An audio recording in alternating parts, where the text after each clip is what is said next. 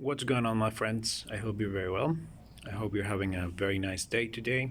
And I wanted to record this video um, to talk about this species in particular and to show you what I've been doing since the last time I thought I was going to work with these species. Here we can see pomegranate, yeah. And I think the last time we talked about this species was in a germination video where I told you I was going to start working with other species. And this is one of the ones that I featured in that video. I show you, I don't know if it was this one in particular, but it was, I think it was like a sapling or a seedling that I had in that container. And anyway, I told you I was going to work on it. So off camera, of course, a couple of months ago, like maybe 4 months ago, I transplanted that little sapling to colander that suddenly became available. And as you can see, well, it's been getting rain and lots of sunlight, and so we can see the definite effect that those things have in our plants. In previous videos, I said that the summer here has been very, very difficult uh, to, at least for plant keeping, for gardening, because it's been super heavy, very, very dry. But in the past couple of days, we've been getting nice weather. It's the start of the autumn, so that short period of time where plants, start to grow a little again before they completely go dormant in the winter. And we can see that this pomegranate definitely shows that. Yeah, you can see there the new beautiful shoots that we have. Another one over here. Spider web over here, I think. So yeah, it's kind of interesting. It's really cool because the leaves on this plant are beautiful. It's also a flowering tree, and this particular one came from seeds that I collected from a pomegranate that I ate. I think I mentioned that before too, that it was the most delicious, beautiful, plump pomegranate that you could see, and so I planted a bunch of seedlings, and here we can see the result. Now, this is very young, but you can see that it's getting a nice little trunk over there.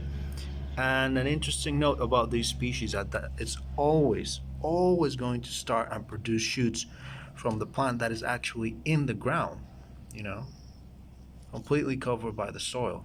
That's just how it grows.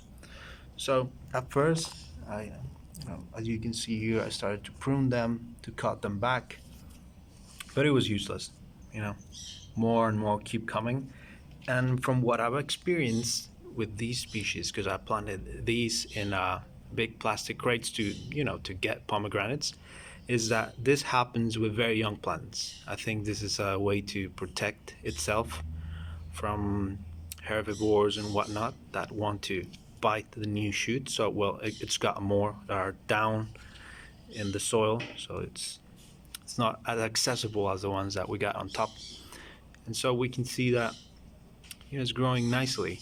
And these shoots that emerge from the submerged part, or from the part that's in the soil, are going to become less and less frequent in the future. So what I'm doing now is keeping them like that, but in the future I'm going to prune. What is happening with those is that they're adding thickness to the trunk, and that's great because we want that taper, right? That cone shape. That is a characteristic of older trees. So yeah, it's really, really cool. And another thing about these species is that, let me show you over here, it also roots very, very easily.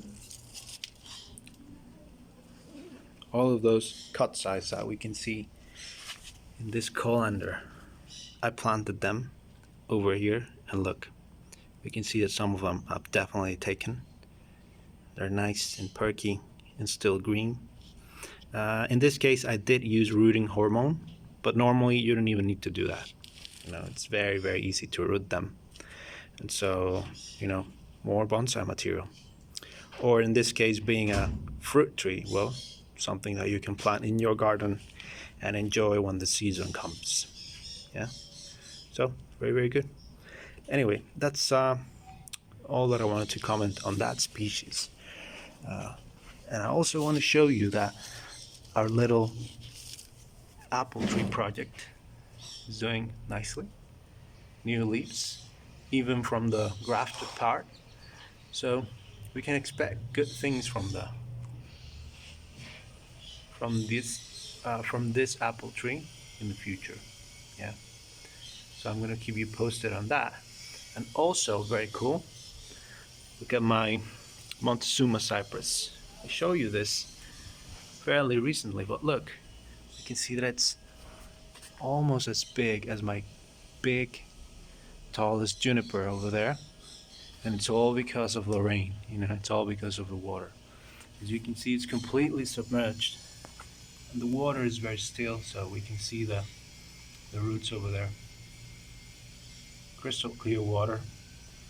So if you do work with these species, definitely keep them submerged, at least at first, before you transplant them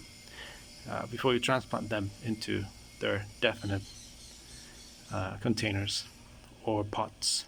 Yeah. So anyway, guys, very short video today. Hope you're very, very well. Any questions, any comments, requests, anything, drop them down below, and I'll see you in the next one. Okay, bye.